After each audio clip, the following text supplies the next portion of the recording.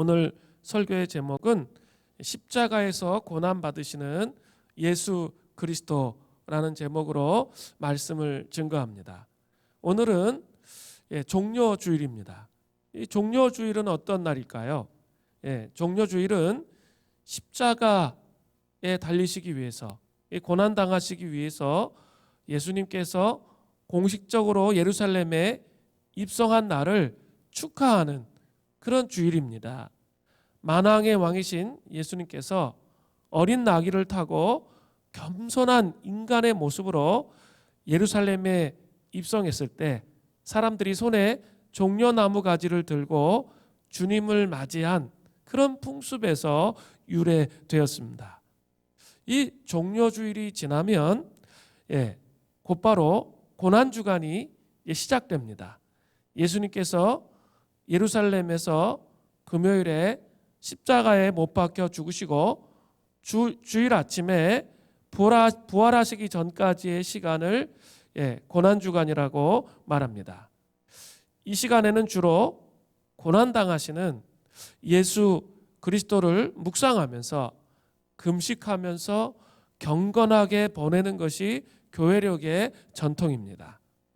우리도 이 전통을 따라서 우리 인터넷 실시간으로 나라와 민족을 위한 기도회를 할 뿐만 아니라 고난주간 특별 기도회를 하려고 합니다.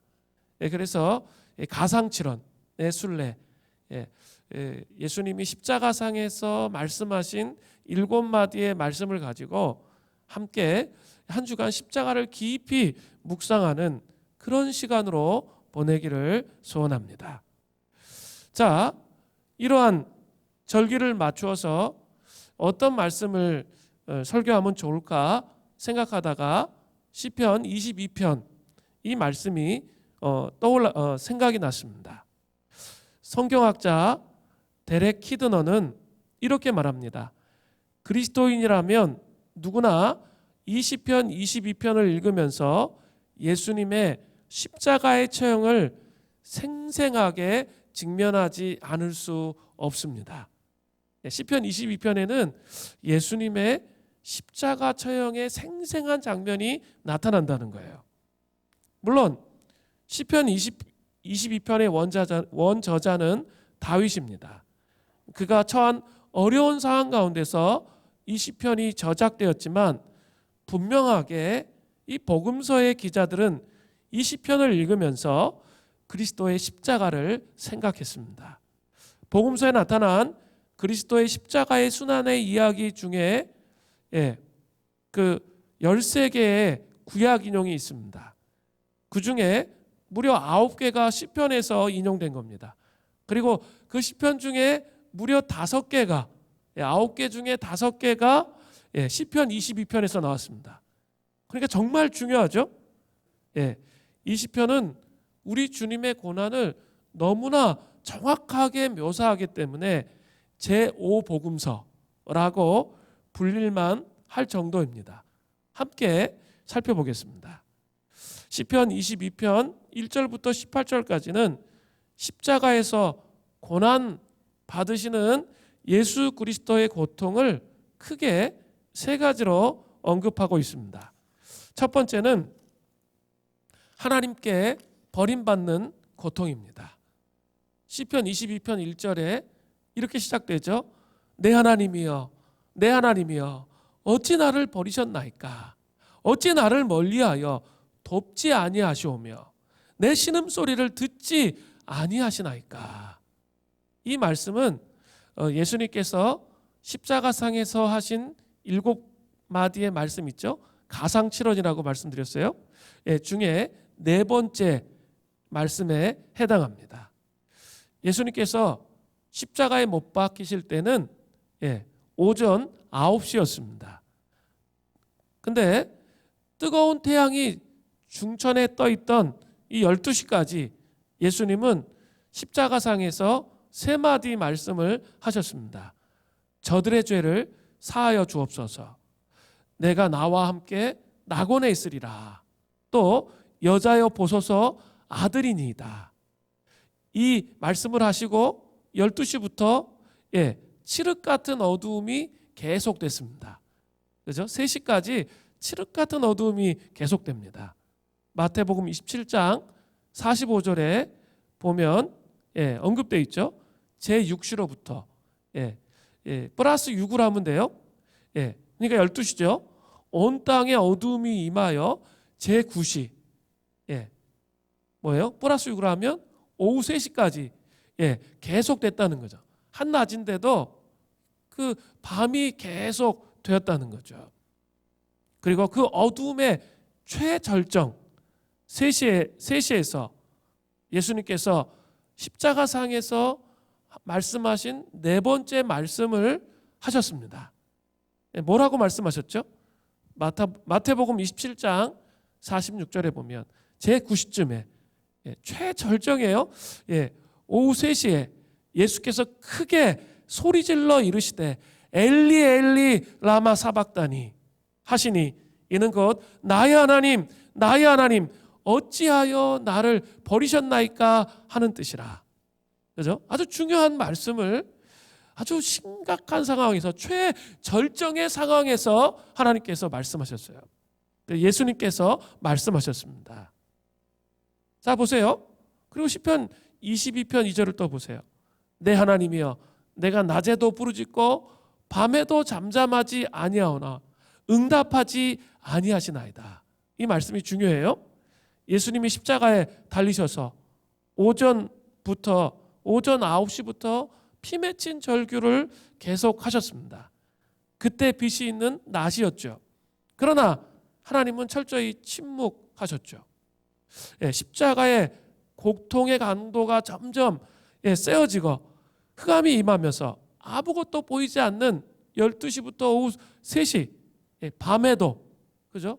어둠이 임했잖아요. 밤에도 예수님은 하나님으로부터 버림받는 고통에 대해서 온몸으로 느끼셨기 때문에 계속 기도를 하셨다는 거죠. 그러나 그때도 하나님은 어떻게 하셨어요? 침묵하셨습니다.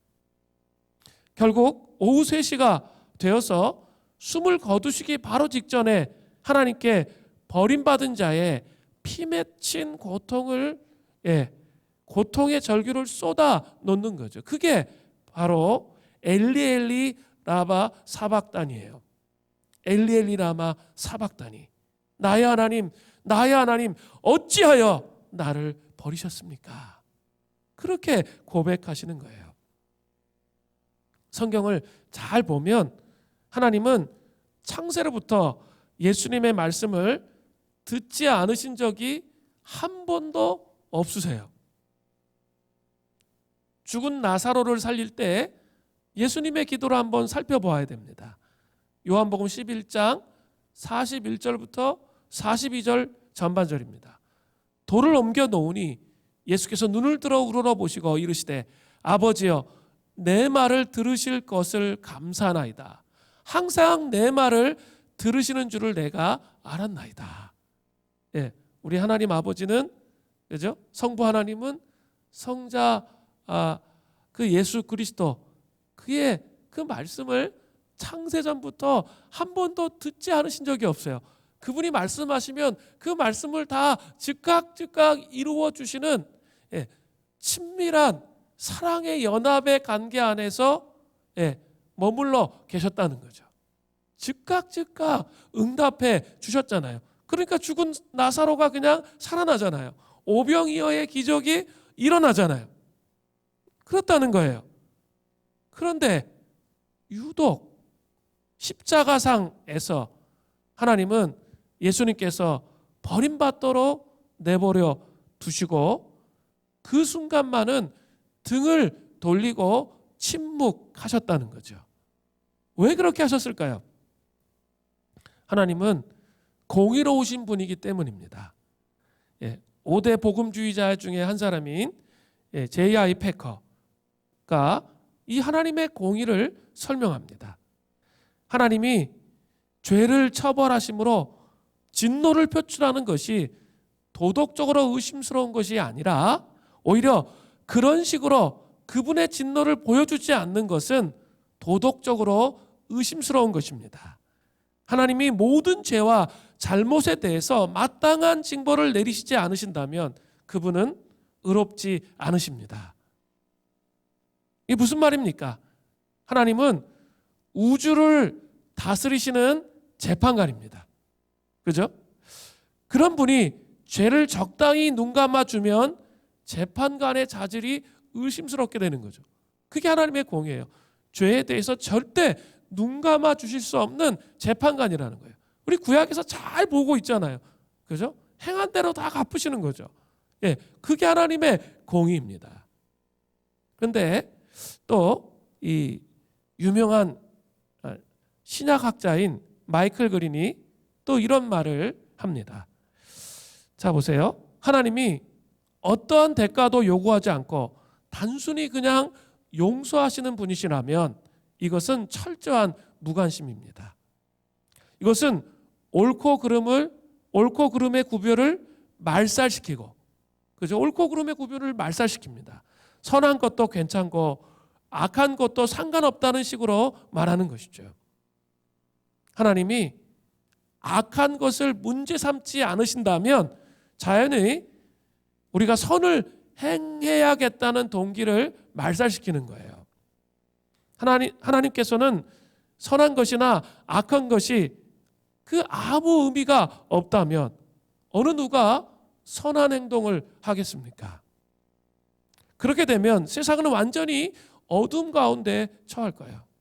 예, 사람들 마음속에서 하나님을 이렇게 제외시키고 자기 마음대로 살기 시작할 때 하나님을 몰아낸 삶의 극치의 모습을 우리는 우리의 사회 속에서 보고 있잖아요.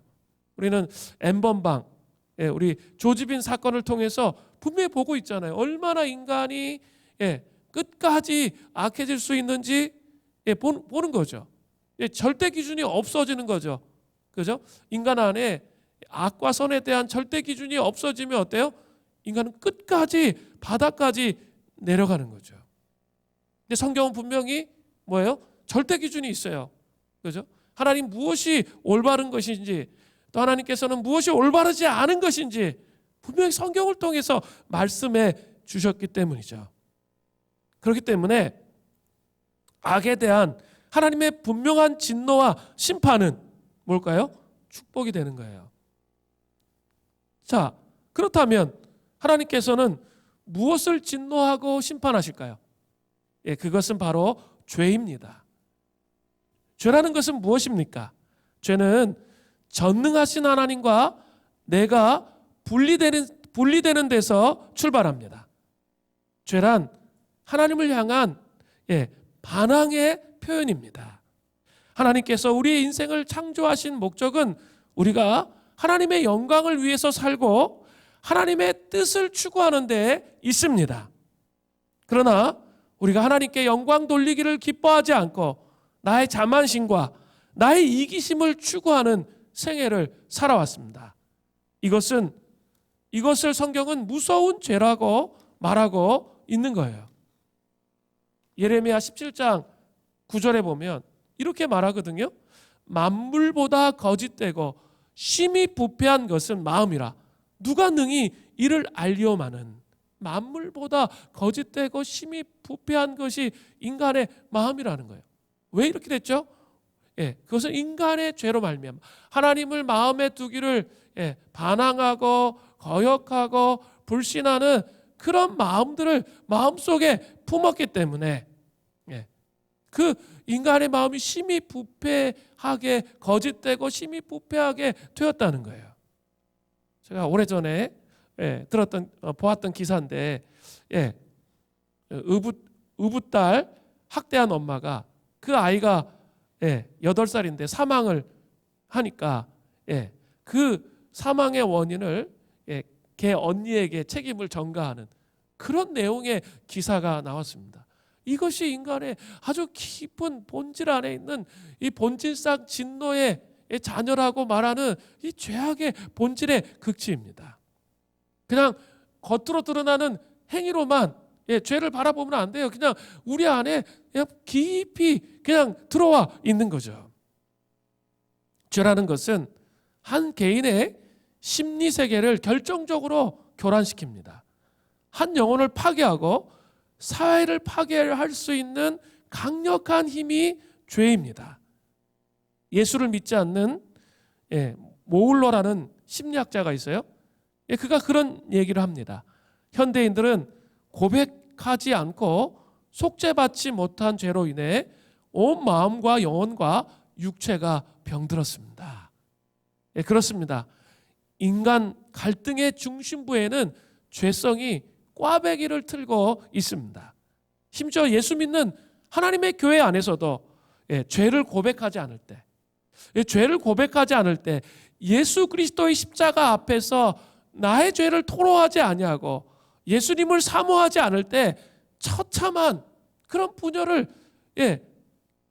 분열의 고통을 경험하게 되는 것, 우리는 지금 현대를 살아가면서 보고 있지 않습니까? 정말 중요해요. 죄를 고백하는 것. 제가 매일매일 실시간 생방송으로 예배 드리면서 카톡에다가 계속 죄를 고백하는 것, 죄를 고백하는 고백을 올리라고 그렇게 말씀을 드립니다. 그게 정말 중요한 거예요. 우리 자신의 죄를 바라보면서 회개하고 돌이키는 것들이 너무나 중요한 거예요. 그죠?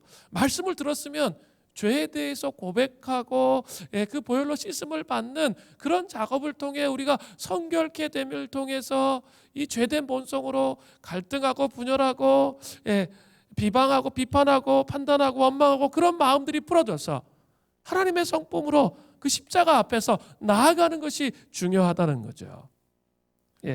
오늘도 예배를 드린 후에 여러분 좀 각 부서방에 꼭 올려주세요. 특별히 비전의 용사 형제들 꼭 좀 올려주십시오. 이 죄를 고백하는 게 엄청나게 중요해요. 그리고 같이 그 고백을 읽고 그 고백에 대해서 나도 그런 모습이 있으니까 네 그렇습니다. 주님 저에게도 이러한 속성이 있습니다. 주님 회개합니다라고 함께 고백하는 것, 이게 너무나 중요한 거예요. 그 고백의 은총이 우리에게 있기를 간절히 바랍니다. 또 가정 불화를 경험할 때 그 중심부에는 반드시 죄가 있습니다. 자기 중심적이고 지극히 이기적인 태도 때문에 서로 싸우는 거예요. 그것 때문에 싸워요, 사실. 소통의 단절이 막 일어나잖아요, 부부간에, 부모님과 자식간에. 나 너 때문에 상처받았어. 그건 나는 잘못한 게 없어. 네가 다 잘못한 거야. 이렇게 생각하는 이 패러다임 때문에 소통의 단절이 오는 거죠. 정말 그럴까요? 그렇지 않습니다. 한 사람만 100% 잘못, 순도 100의 잘못을 하는 경우는 없어요. 99%의 잘못을 할 수 있겠죠. 그죠? 근데 있죠. 우리를 돌아보기 시작하고 십자가 앞에 그 죄의 짐들을 가지고 나아가면 거기서부터 단서가 보여요. 그러면서 풀어지고 회복되어지는 거죠. 근데 이 죄의 꽈배기가 우리의 마음에 꽉 붙잡고 있으면, 그죠? 어떻게 할 수 없는 거죠. 하나님은 그 죄에 대해서 어떻게 하세요? 공의로우신 분이에요. 반드시 심판하십니다. 그죠? 그렇기 때문에 우리가 고백하지 않으면 그 죄의 그 영향력과 오염들이 우리 안에 올라와서 우리를 괴롭히고 힘들게 하고 고통 가운데 있게 하는 거예요. 그러나 중요한 것은 하나님은 공의의 하나님이시기도 하지만 또 사랑의 하나님이시기도 한 거죠. 하나님이 사랑의 하나님이라는 인식이 될 수 있는 것은 십자가상에서 우리를 위해 희생의 피를 죄가 없는 자신의 아들에게 흘리게 하셨기 때문입니다. 이 개념이 여러분 안에 명확히 있어야 돼요. 내 죄가 너무 심각한 거구나. 하나님의 공의에 완전히 하나님의 공의로부터 멀어질 수밖에 없는, 나는 심판받아서 마땅한 그런 존재구나. 이걸 인식해야 되고요. 그리고 나서 그 예수 그리스도의 십자가의 사랑으로 내가 용서받은 것이구나. 이거 해야 돼요. 그냥 죄 져놓고 회개하면 돼. 그거는 기준점이 없는 거예요. 그죠? 기준점이 없는 거예요. 그런 겁니다. 철저하게 하나님께서 예수님을 십자가상에서 버리셨기 때문에 우리가 그 십자가를 바라볼 때 죄로부터 용서를 받게 되는 거예요. 인간의 죄를 향한 하나님의 진노를 자신이 사랑하시는 아들 독생자 예수 그리스도에게 쏟아 부으심을 통해서 그때야 비로소 우리가 용서받는 거예요. 우리 다른 사람을 용서하려면요, 이 용서받은 것이 얼마나 위대한 것이고 감격적인 것인지를 알아야 돼요. 이게 복음이에요. 지금 제가 얘기하는 게 이게 복음이에요. 내가 용서받았구나. 나 정말 용서받을 수 없는 아주 정말 나쁜, 질이 나쁜 이 죄된 본성이 계속 올라오는 사람인데 예수님의 그 십자가로 말미암아 내가 용서받았구나 라는 사실을 아는 게 복음이에요. 그게 복음의 첫 시작이에요. 로마서 5장 10절 전반절에 곧 우리가 원수 되었을 때 그의 아들의 죽으심으로 말미암아 하나님과 화목하게 되었은즉, 우리가 하나님과 원수 되었었는데 십자가로 말미암아 아들의 죽으심으로 말미암아 하나님과 화목하게 되었다는 거죠.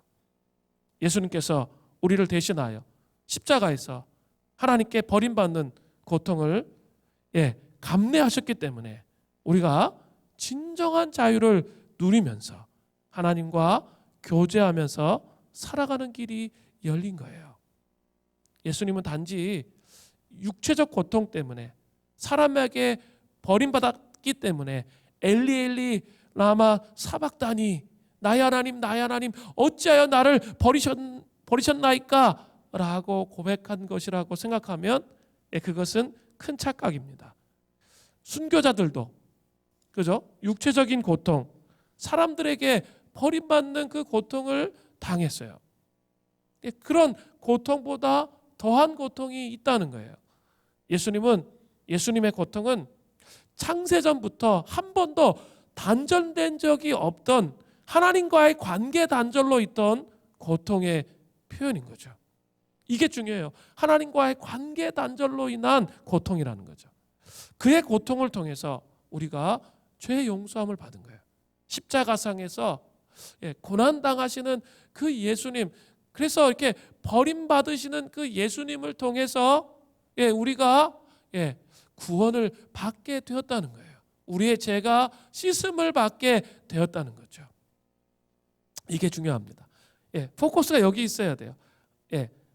예수님 한 번도 하나님께 버림받은 적이 없었는데 우리의 죄 때문에 철저히 버림을 받잖아요. 침묵하시잖아요. 하나님께서 아무 응답도 안 하세요. 그 십자가에 달려있는 동안에 아무 응답도 안 하시는 그 장면을 깊이 묵상하셔야 돼요. 이 고난주간에 그런 십자가를 묵상하시며 그 용서받은 감격과 기쁨이 어떤 것인지 마음속에서 솟아오르게 됩니다. 십자가에 대해서 냉랭하신 분들 계세요? 무감각한 분들이 계세요? 내 영혼에 죄의 오염에 먼지가 지금 가득 쌓여 있는 거예요. 그리고 내 감정, 내 생각대로 지금 하려고 하는 거예요. 다시 십자가를 바라봐야 돼요. 십자가 앞에서 그 죄악들을 씻어내야 돼요. 그래야 주님을 따를 수 있는 거예요. 그렇지 않고는 절대로 주님을 따를 수 없어요. 그죠? 그 은총이 있기를 바랍니다. 또 중요한 게 있어요. 예수님은 버림받은 자의 고통을 아시는 거죠.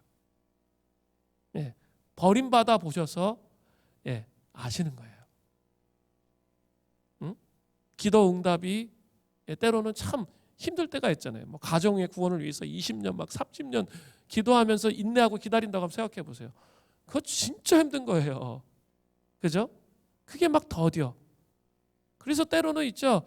감정적으로 우리 주님은 우리를 버리신 적이 없지만 때로는 침묵을 통해 우리에게 말씀하시기 때문에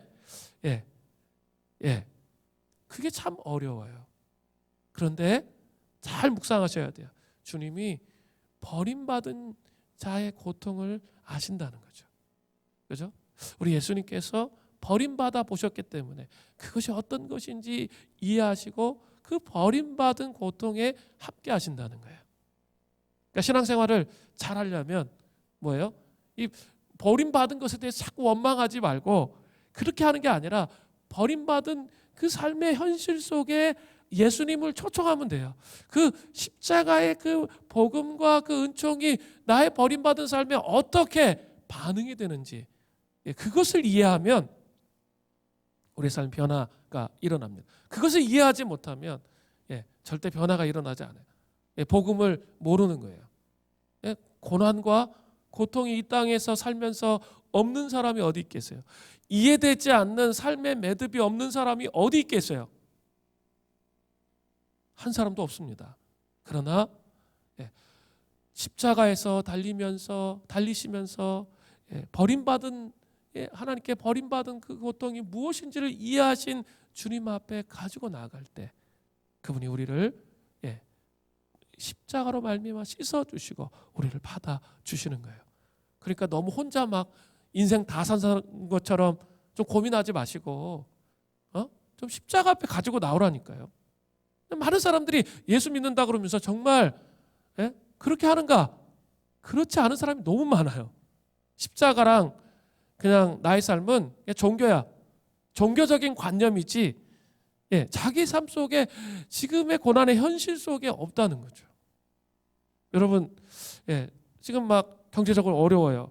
그러면 그것을 주님 손 앞에 들고 나가는 거예요. 불안해하고 염려하는 것이 아니라 그것을 주님 손 앞에 가지고 나가는 거예요.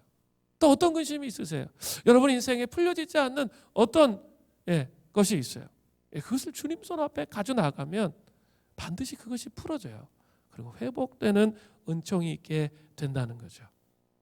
그 은총이 우리에게 있기를 바랍니다. 하나님께 버림받는 고통을 예수님은 충분하게 경험하셨다는, 죽기까지 경험하셨다는 이 사실을 우리 반드시 기억하고 묵상해야 돼요. 두 번째는 사람들로부터 당하는 고통이에요. 물론 이것은 그죠? 부수적이긴 하지만 예수님은 하나님으로부터 버림받았을 뿐만 아니라 사람들로부터 철저히 버림을 당하셨습니다.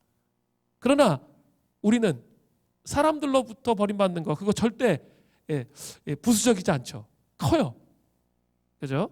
그렇습니다. 자 보세요. 시편 22편 6절 전반절에 이렇게 돼 있어요. 나는 벌레요 사람이 아니라.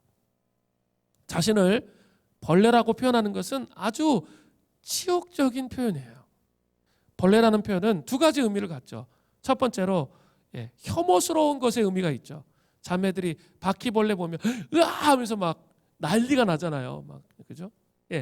그런 모습과 같은 거죠. 혐오스러운 것이라는 의미가 있어요. 이 마가복음 15장 15절에 보면 빌라도가 무리에게 만족을 주고자 하여 바라바는 놓아주고 예수는 채찍질하고 십자가에 못 박히게 넘겨주니라. 여러분 이 마가복음 15장 15절 이번 한 주간 좀 깊이 묵상해 보십시오. 저는 여기 채찍질하고 그게 너무 마음에 와닿아요.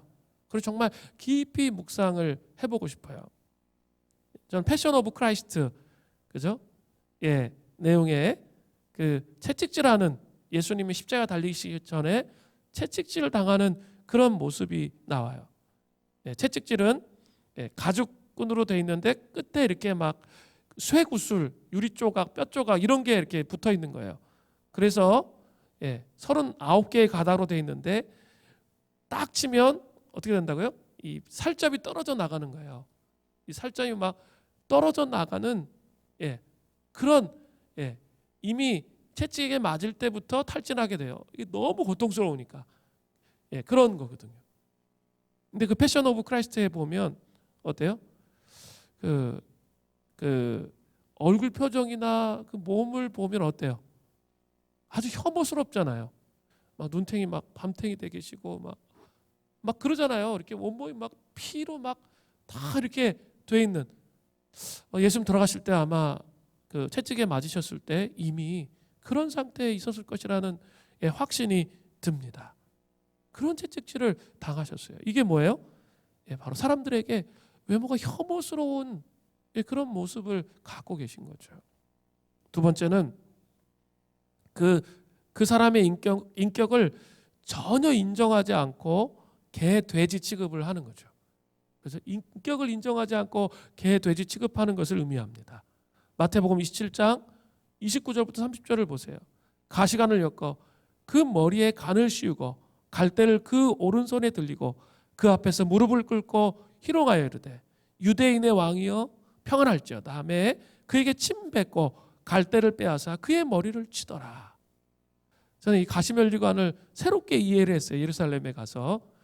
가시면류관이 가시가 이만큼 길더라고요. 10cm 이상 훨씬 넘는 그 정도 크기예요. 여기서 가시로 이렇게 십자가 만들었죠. 10cm 정도가 돼요. 근데 그 가시로 면류관을 만들어서 그거를 머리에 확 씌었다고 한번 생각해 보세요. 완전히 뭐 피가 정말 막 쏟아져 내리는 거예요. 그죠? 그리고 갈대로 뭐 했어요? 갈대로 그 오른손에 들리는 거죠. 홀처럼. 그리고 무릎을 꿇고 막 조롱하는 거죠. 그분은 정말 왕이신데, 그죠? 유대인의 왕이요 평안할지어다 하면서 막 침 뱉고 막 갈대를 빼앗고 그 머리를 막 이렇게 친다고 한번 생각해 보세요. 누군가 나한테 막 침 뱉는다 생각해 보세요. 그게 얼마나 인격적인 모멸감이 듭니까? 그죠? 그런 모멸의 상태를 만왕의 왕이신 예수님께서 당하신 거예요. 시편 22편 6절 후반절부터 8절을 보면 사람의 비방거리여 백성의 조롱거리니이다. 나를 보는 자는 다 나를 비웃어 입술을 삐죽거리고 머리를 흔들며 말하되 그가 여호와를 의탁하니 구원하실걸 그가 기뻐하니 건지실걸 하나이다. 이 말씀은 예수님께서 십자가상에서 사람들에게 고통당하는 모습을 아주 적나라하게 보여주고 있습니다. 지나가는 자들이, 이 군중들이 예수님 이렇게 십자가에 달리신 예수님 모욕하잖아요. 마가복음 15장 29절부터 30절이에요. 지나가던 자들은 자기 머리를 흔들며 예수를 모욕하여 이르되 성전을 헐고 사흘에 짓는다는 자여 내가 너를 구원하여 십자가에서 내려오라 하고. 그죠? 예수님 전능하시잖아요. 그래서 십자가에 내려와서 단숨에 그 사람들의 목을 다 치고 번개를 막 치게 해가지고 다 죽일 수 있었어요. 그런데 그런 모욕에 대해서 예수님 어떻게 하시죠? 침묵하십니다. 또 대제사장들과 서기관들은 이렇게 예수님을 희롱했습니다. 마가복음 15장 31절부터 32절이에요.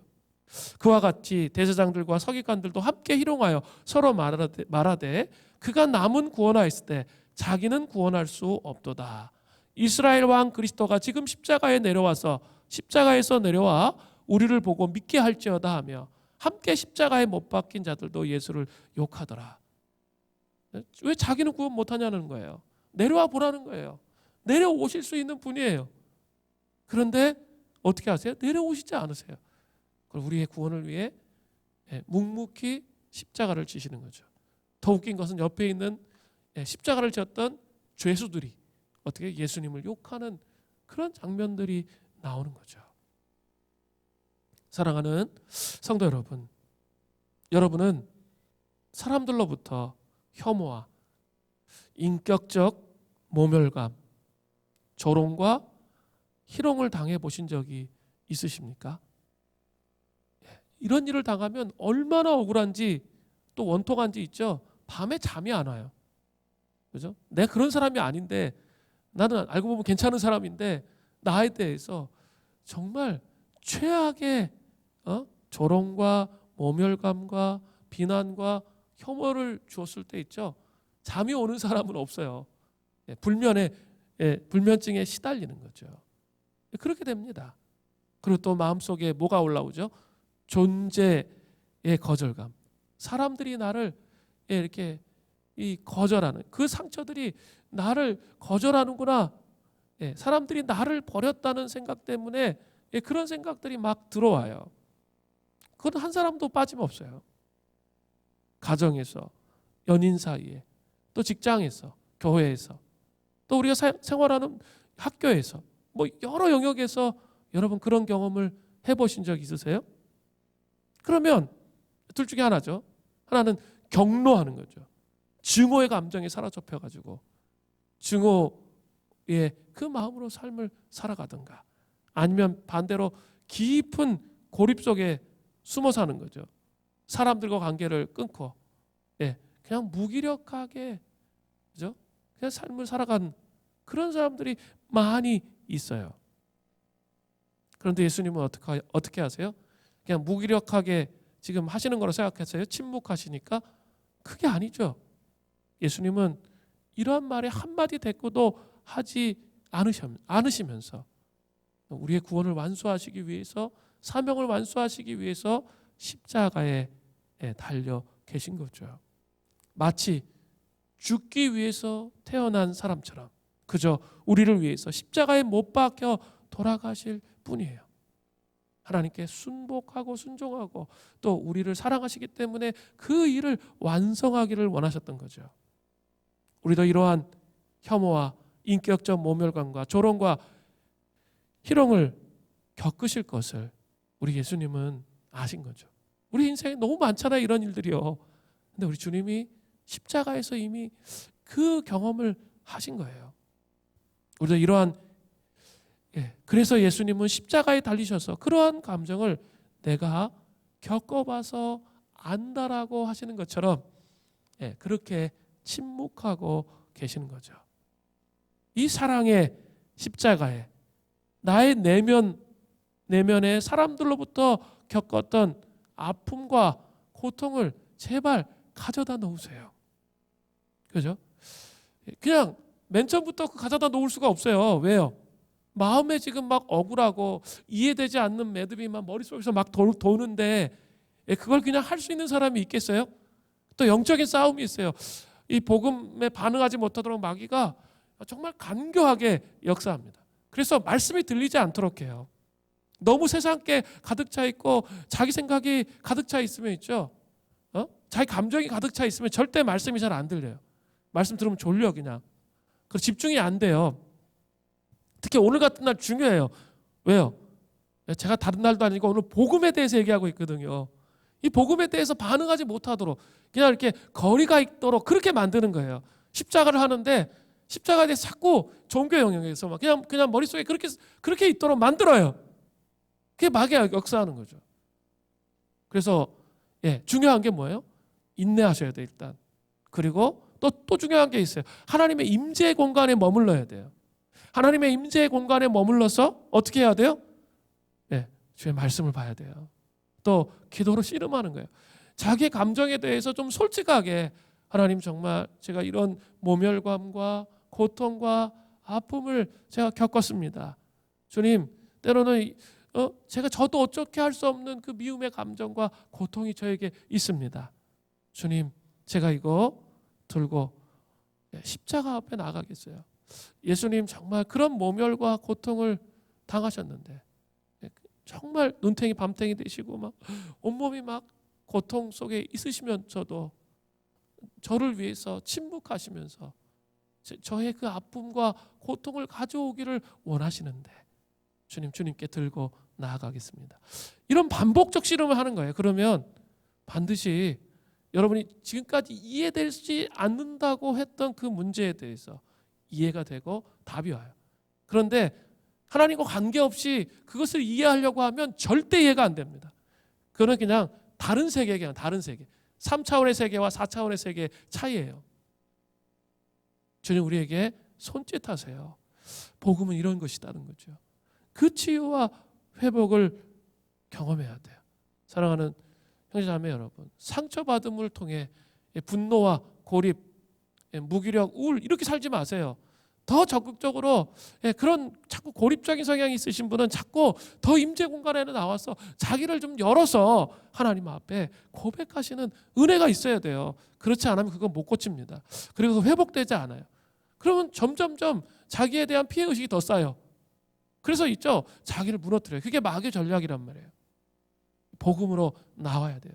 십자가의 은총 안에서 여러분의 인생의 모든 무거운 짐을 겪어보셔서 아시는 거예요. 그분 앞에 좀 내어드리세요. 너무 그냥 이 삶이 막 찌들어가지고 그거에 막 이러지 말고 여러분 정말 힘들게 하는 것들 있잖아요. 여러분 자꾸 마음에 막 불안한 것들 있잖아요. 염려가 되는 거 있잖아요. 그런 것들을 좀 십자가 앞에 드리세요. 그게 십자가예요. 그렇죠? 그 십자가는 우리에게 그러기 때문에 자유를 주는 거예요. 사람들은 실망을 안겨줘요. 기대하지만 사람들에게 기대하지만 그만큼 채워주지를 못해요. 사람들은. 우리 예수님은 근데 십자가에서 그것을 경험해 보셨기 때문에 아시는 거예요. 회복의 은총이 여러분에게 있기를 바라요. 세 번째로 십자가에서 고난받으시는 예수 그리스도의 고통. 세 번째는 육체적인 고통입니다. 시편 22편 11절부터 13절을 보세요. 나를 멀리하지 마옵소서. 환난이 가까우나 도울 자 없나이다. 많은 황소가 나를 에워싸며 바산의 힘센 소들이 나를 둘러쌌으며 내게 그 입을 벌림이 찢으며 부르짖는 사자 같으니이다. 표준 세번역에 보니까 뒷부분을 으르렁대며 찢어 발기는 사자처럼 입을 벌리고 나에게 달려듭니다. 이 말씀에서 두 가지 짐승의 비유가 중요하죠. 바산의 힘센 소, 바산의 힘센 소는 많은 황소와 같은 뜻이죠. 바산은 갈릴리 호수 동쪽에 있는 가장 비옥한 목초지여서 그곳에는 힘 있는 소들이 많았어요. 바산의 힘센 소라는 것은 거칠 것 없이 들이받는 소의 모습을 한번 상상해 보시면 돼요. 황소 있잖아요. 막 거칠 것 없이 들이받잖아요. 그죠? 그런 거. 또 으르렁대며 먹잇감을 찢어 막 발기는 막 그 사자의 모습을 한번 상상해 보세요. 예수님의 육체가 그런 고통을 당하셨다는 거예요. 누구한테? 헤롯, 빌라도, 대제사장, 종교 지도자들, 로마 군병, 백성들에 이르기까지 성난 황소처럼 굶주림 사자처럼 예수님을 막 들이받고 사자가 먹잇감을 막 갈기갈기 찢듯이 예수님의 그 십자가상에서 그 육체를 막 몰아치고 있는 거죠. 예수님은 십자가상에서의 그 육체는 어떠하셨습니까? 시편 22편 14절부터 15절이에요. 나는 물같이 쏟아졌으며 내 모든 뼈는 어그러졌으며 내 마음은 밀랍 같아서 촛불 같다는 거예요. 내 속에서 녹았으며 내 힘이 말라 질그릇 조각같이 내 힘이 말라 질그릇 조각 같고 내 혀가 입천장에 붙었나이다. 이게 뭐예요? 내 혀가 입천장에 붙었다는 게 뭐예요? 갈증을 느끼시는 거죠. 십자가 위에서. 내가 목마르다. 예수님께서 그렇게 말씀하시잖아요. 그것은 아주 깊은 갈증을 느끼고 있다는 거예요. 주께서 나를 죽음의 진토에 두셨나이다. 아주 극심한 육체적 고통을 느끼신 거예요. 시편 22편 16절에도 개들이 나를 에워쌌으며 악인들을 개로 표현하고 있어요. 악한 무리가 나를 둘러 내 수족을 찔렀나이다. 내가 내 모든 뼈를 셀 수 있나이다. 표준 세번역에 보면 뼈마디 하나하나가 다 셀 수 있을 만큼 앙상하게 드러났다는 거죠. 십자가 위에서 예수님의 뼈가 다 드러나는 거예요. 그들이 나를 주목하여 보고 내 겉옷을 나누며 속옷을 제비 뽑나이다. 예수님의 속옷까지 제비를 뽑아서 다 가져가는 거죠. 극심한 고통 가운데 죽어가시는 그 순간까지도 예수님은 어때요? 수치를 당하시는 거죠. 벌거벗겨진 거죠. 그죠? 로마 병서들이 겉옷을 나누며 속옷을 제비 뽑았습니다. 철저히 벌거벗겨지는 그 정말 최악의 수치를 겪어 보신 거죠. 여러분 그런 수치감이 있으세요? 그 수치감을 주님이 아세요. 그러니까 그 십자가 앞에 들고 나아가시는 은혜가 있기를 바랍니다. 십자가에 달리신 예수님의 육체적 고통에 대해 시편 22편 11절부터 18절은 아주 적나라하게 드러내고 있습니다. 당시 십자가에 사용했던 못은 한 12에서 17cm 정도 끝이 가늘고 뾰족한 대못이었어요. 정같이 생긴 거죠. 정. 이런 대못을 손못에 박으면 어떻게 되죠? 몸무게 때문에 찢어져요. 그렇기 때문에 손목에 박는 거죠. 손 여기다 박을 수가 없어요. 여기가 아니에요. 손목에 박았던 거죠. 그래야 이렇게 지탱을 할 수 있는 거예요. 전문가들은 십자가형은 주로 정맥을 관통하지 않기 때문에 사람이 바로 죽지 못하는 것으로 분석합니다. 십자가에 달린 사람은 출혈과 탈수 증세를 동반해서 탈진으로 이어져서 서서히 사망한다고 말합니다. 고대 기록에 의하면 길게는 일주일 동안 십자가에 달렸던 사람이 있었습니다. 그런데 예수님은 사망 속도가 빨랐죠? 예, 얼마였어요? 6시간이었습니다. 그 이유가 무엇입니까? 예, 제가 아까 말씀드렸죠? 채찍질로 이미 심한 출혈을 하고 있고 가시 면류관을 썼기 때문에 거기서 많은 출혈을 하고 있어서 몸이 매우 약해진 상태였단 말이에요. 또 앞서 체포 직전에 겟세마네에서 밤새도록 기도하시고 있었던 상태이셨죠. 이후에 공회 소환과 재판, 그리고 이어진 채찍질과 가시면류관, 십자가를 짊어지는 과정에서 그걸 들고 가야 됐잖아요, 그죠? 세로막대는 세워져 있었고 가로막대를 들고 왔어야 됐거든요. 그게 아주 무거웠거든요. 이미 탈진된 상태에 계셨던 거죠. 서울대 의대 해부학 교수인 이왕재 교수는 이렇게 말했습니다. 피를 많이 흘리면 혈압이 떨어져 의식을 잃게 되는데 보통 수축기 혈압이 600 이하가 되면 뇌까지 혈액이 도달하지 못하게 됩니다. 그런 상태에서 10분, 15분 넘으면 뇌사 상태에 이르고 호흡이 멈추면서 30분 이내에 심장 박동 정지로 사망을 한다고 그렇게 말합니다. 자, 예수님은 우리의 육체적인 깊은 고통과 아픔을 겪으셨어요. 아세요. 그죠? 뭐 그런 얘기 하잖아요. 이렇게 보통 아무도, 남편도 아내도 내가 아픈 거 공감하고 이해하지 못한다고 말하잖아요. 사람들은 자기가 아프지 않으면 이해하기가, 공감하기가 정말 어려워요. 그런데 예수님은 어때요? 이런 최악의 육체적인 고통과 아픔을 겪어보셨기 때문에 우리의 그 아픔과 고통을 이해하신다는 거예요. 육체적 질병으로 인해서 고통당하시는 우리 성도님들 많이 있으시죠. 또 주변에도 많이 있습니다. 그 고통을 주님께 가지고 나아가시는 은혜가 있기를 바랍니다. 이사야서 53장 5절은 그 유명한 말씀이잖아요.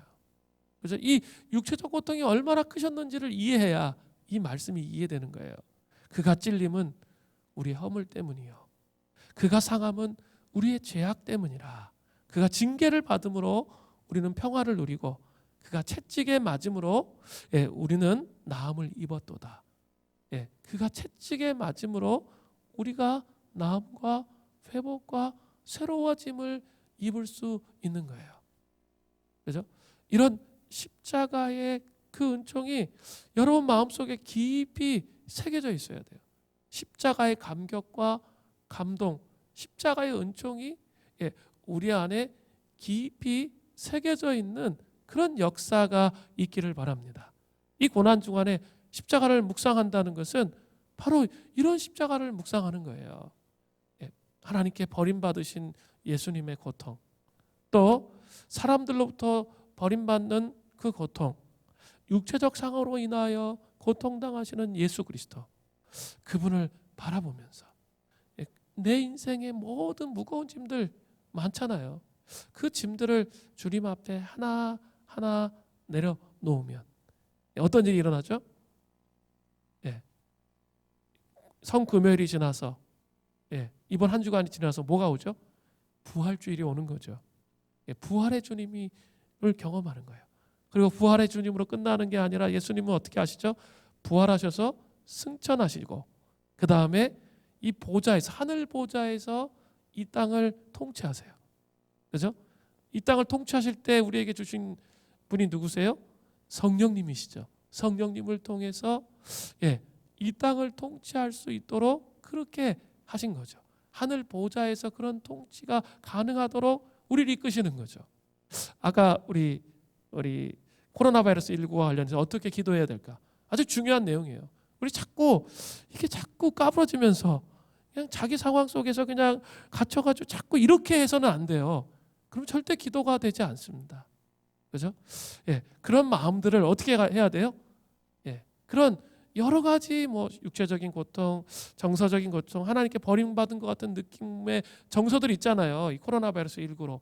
예, 그런 걸 어떻게 해야 돼요? 다 십자가 앞으로 가져가세요. 그러면 반드시 이 고통들이 끝나고 반드시 뭐가 와요? 부활이 와요. 그리고 승천하신 주님과 함께 하늘 보좌에서 통치하시는 주님, 성령님을 보내주셔서 통치하시는 주님의 응답이 와요. 그리고 하나님의 이끄심을 우리의 삶 가운데 경험하게 되는 거죠. 복음은 이런 총체성이 있는 거예요. 그냥 고난, 힘들고 어려운 거 이걸로 절대 끝나지 않아요. 그죠? 이것을 통과하는 거예요. 복음은 이 고난을 통과하는 거지 고난을 없애는 게 아니에요. 고난을 통과해서 어떻게 해요? 그 십자가의 부활의 영광과 하나님의 보좌의 통치를 통한 성령의 인도하심을 통해서 우리의 삶 속에 하나님 나라를 가져오도록 하고 그리고 다시 오실 주님을 맞이할 준비를 하면서 예수님의 재림을 준비하면서 살아가는 삶이 복음의 총체성이란 말이에요. 그죠? 이것들을 기억하시면서 십자가의 고난 받으시는 예수 그리스도를 깊이 생각하시는 은혜가 있기를 바랍니다. 자, 이제